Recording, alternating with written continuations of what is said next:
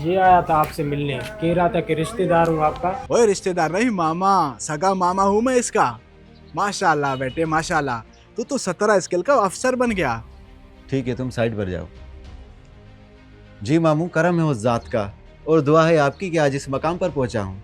हाँ हाँ यकीन करो, मैं तो तहज्जुद में उठ उठ कर तेरे लिए दुआएं मांगा करता था। मुझे यकीन था कि मेरा भांजा एक ना एक दिन जरूर कुछ बनकर दिखाएगा। बेटा एक काम था थोड़ा, इसका हो जाएगा कुछ? अगर हो जाए तो आपकी बड़ी मेहरबानी होगी।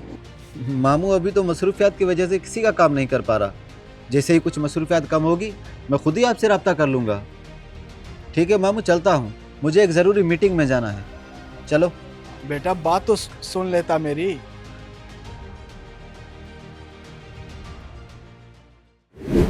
और निकम्मे, अगर तू दिल लगा के पढ़ लेता या कुछ स्किल सीख लेता तो आज यूज के सामने हाथ ना फैलाने पड़ते मुझे। अब पढ़ा लिखा नहीं हूँ तो क्या हुआ, अंगूठा छाप तो नहीं हूँ ना, मैट्रिक तक तो पढ़ा हूँ ना।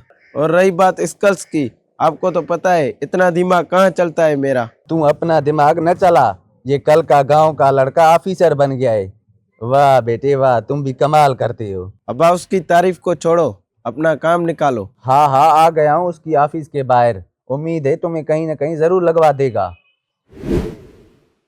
मुख्तियार बेटे, बहुत बहुत मुबारक हो तुम्हें नौकरी की। जज़ाकल्लाह चाचा जी, खैर मुबारक। अल्लाह तुझे ऐसे ही कामयाब करे।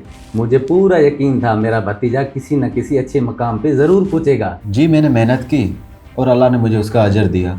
बेशक, बल्कि मैं तो हमजा से कहता हूँ कि मुख्तियार भी भाइयों की तरह है तेरा, उसको देख के सीख कुछ। क्या कोई नौकरी मिल सकती है हमजा के लिए? चाचा मेरे पास तो कोई नौकरी नहीं, और ना ही मैं कहीं रेफ़र कर सकता हूँ। कल को खुदा ना खास्ता कोई ऊंच नीच हो गई तो कौन जिम्मेदार होगा उसका। सही सही, चलो घर चक्कर लगाना, मैं और तुम्हारी चाची जल्द तुम्हारी दावत करेंगे। अल्लाह हाफिज़।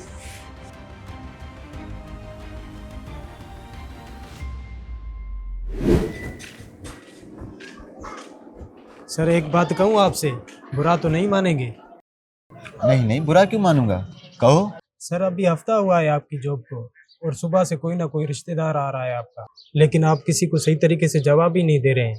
कहीं ऑफिसर बनकर आप बदल तो नहीं गए इनके लिए? नहीं, ऐसी बात नहीं है, मैं तो नहीं बदला, बल्कि बदले तो ये लोग हैं। क्योंकि ये लोग, चाचू वो शहर में जॉब हो रही है एक जगह, वो लोग गारंटी मांग रहे हैं।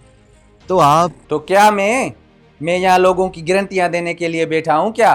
कल को तुमने कहीं ऊंच नीच कर दी या कहीं हाथ साफ कर लिया तो उसका जिम्मेदार कौन होगा? चाचू आपको तो पता है मैं ऐसा नहीं हूँ। चलो पढ़ाई के साथ साथ जॉब कर लूँगा तो कुछ हाथ सीधा हो जाएगा मेरा। ओए, यतीमों का कोई भरोसा नहीं होता। मेरे भाई के मरने के बाद अब तो मैं तुझ पे यकीन नहीं कर सकता। जो करना है खुद ही कर ले, मैं तेरी गारंटी नहीं दे सकता। ठीक है चाचू, कोई बात नहीं। मामू कुछ दिन की तो बात है, 10 दिन बाद मेरा टेस्ट है, वो देकर गांव वापस चला जाऊंगा। माजरत भाई माजरत, मैं तुम्हें अपने घर में नहीं रख सकता, मेरे अपने भी मसले मसाइल हैं। मामू ज़्यादा नहीं रुकूंगा, बस कुछ दिन की तो बात है। अभी हॉस्टल वगैरह का खर्चा अफोर्ड नहीं कर सकता मैं। मेरी मान गाँव वापस चला जा, तेरा यहाँ कुछ नहीं होगा। तेरी बस की बात नहीं है टेस्ट वगैरह देकर कामयाब होना। जा बेटा जा, टाइम से वापस चला जा। वापस जाने के लिए तो मेहनत नहीं कर रहा मैं मामू। तो फिर जाकर रोड पर रह ले, बड़ा आया है नौकरी करेगा, निकल जा शाबाश।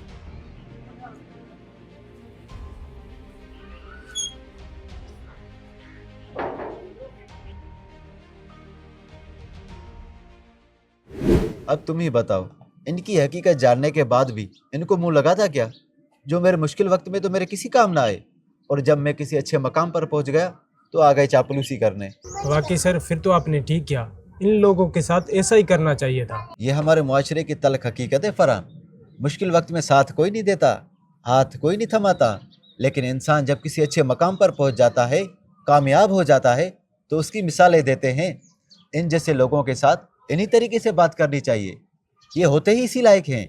बाकी मेरा अल्लाह बेहतर इंसाफ करने वाला है।